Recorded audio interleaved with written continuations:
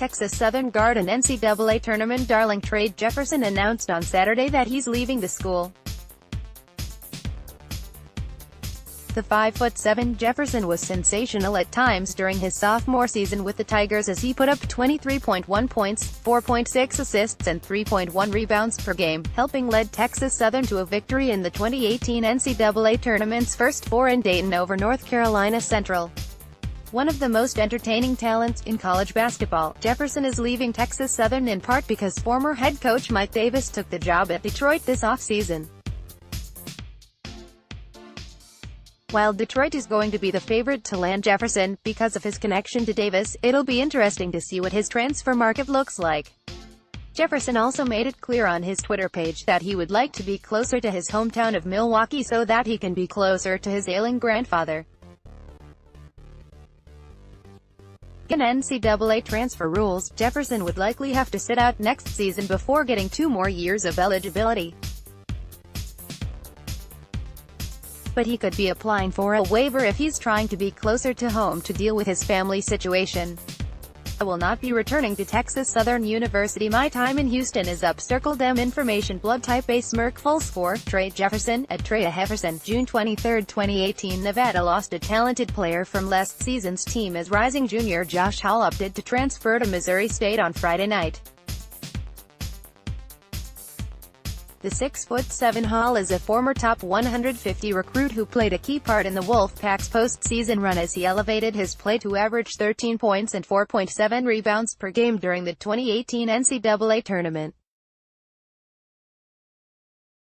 Hall also made the game-winning bucket to lift Nevada past number 2 seed Cincinnati in the second round. Although Hall picked up his play late in the year, he was coming off the bench most of his sophomore campaign as he averaged 6.9 points and 3.9 rebounds per game last season. Since Nevada took in some talented transfers, while players like Jordan Caroline and the Martin twins opted not to turn pro, it left head coach Eric Musselman with too many scholarship players for the 2018-19 season. It looks like some of those issues are now going away as Hall is leaving for Missouri State and graduate transfer guard Ehab Amin opted to decommit from the school.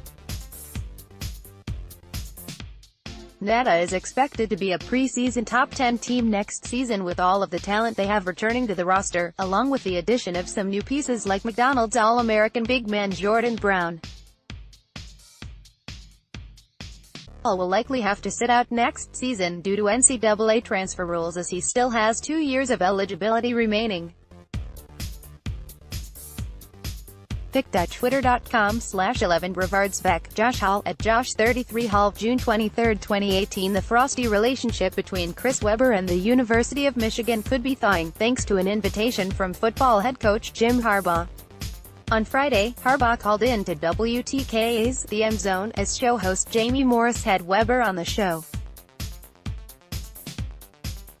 Harbaugh offered Webber the opportunity to be an honorary captain for the Michigan football team next season, to which Webber replied that he would love the opportunity. Webber, a former member of the Fab Five who helped the Wolverines to 2 consecutive NCAA tournament title game appearances in 1992 and 1993, has not associated directly with the school, or with other members of the Fab Five, for many years. The NCAA mandated that Webber and Michigan not associate with one another for 10 years after the Ed Martin booster scandal. Webber has always been reluctant to participate in anything Michigan or Fab Five related. When the famous Fab Five documentary was made a few years ago, Webber was the only member of the quintet not to participate in the making of the film. Jalen Rose, Jawan Howard, Jimmy King and Ray Jackson all have a solid relationship with the University of Michigan at this point. Webber later criticized the film during an appearance on The Don Patrick Show, as King and Rose fired back with responses to reignite the feud. In the past, Rose has also been vocal in his belief that Webber should apologize for what happened at Michigan, as the group is hoping to move forward. Although Webber still isn't mending fences with the other Fab Five members, or the basketball program, returning to Michigan in some kind of official capacity is a big deal considering his past with the school. Harbaugh and Weber haven't decided on a game for next season yet, as that will be something to watch for over the next several months. Louisville received a boost to its front court rotation on Friday as former big man Trae Jefferson will return to the Cardinals as a graduate transfer. The 6'8" Aga originally committed and enrolled at Louisville for a season and a half to begin his college hoops career before transferring to Georgetown. After leaving the Hoyas to play at SMU last season, Aga received a sixth year of eligibility from the NCAA after battling injury for much of his career. Aga gives Louisville an experienced forward who should earn some solid minutes next season.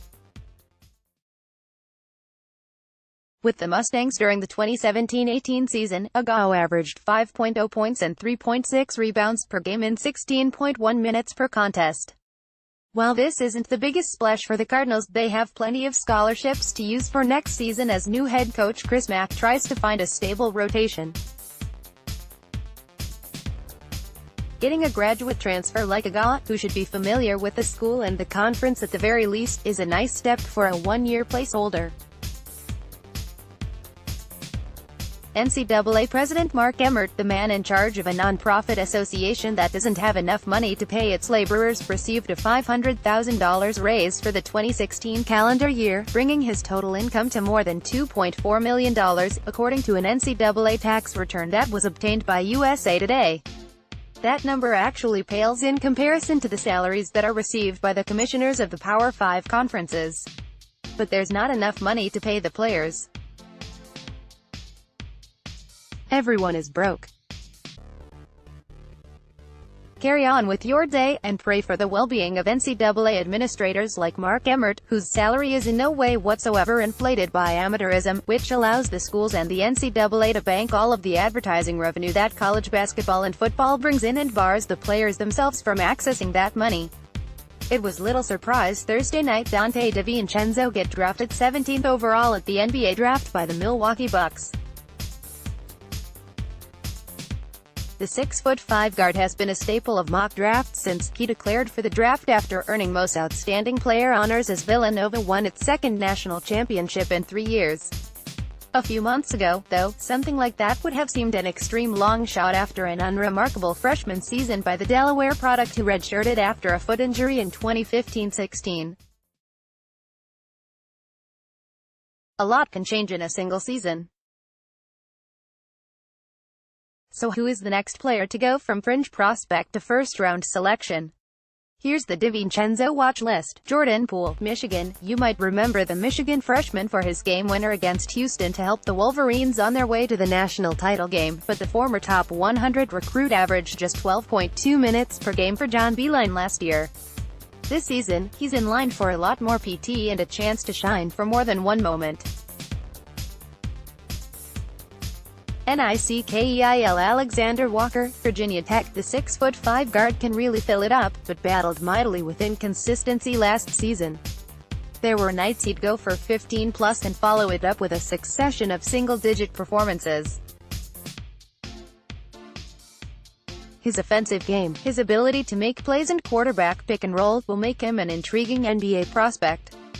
Being able to do it night in and night out could make him a first-rounder.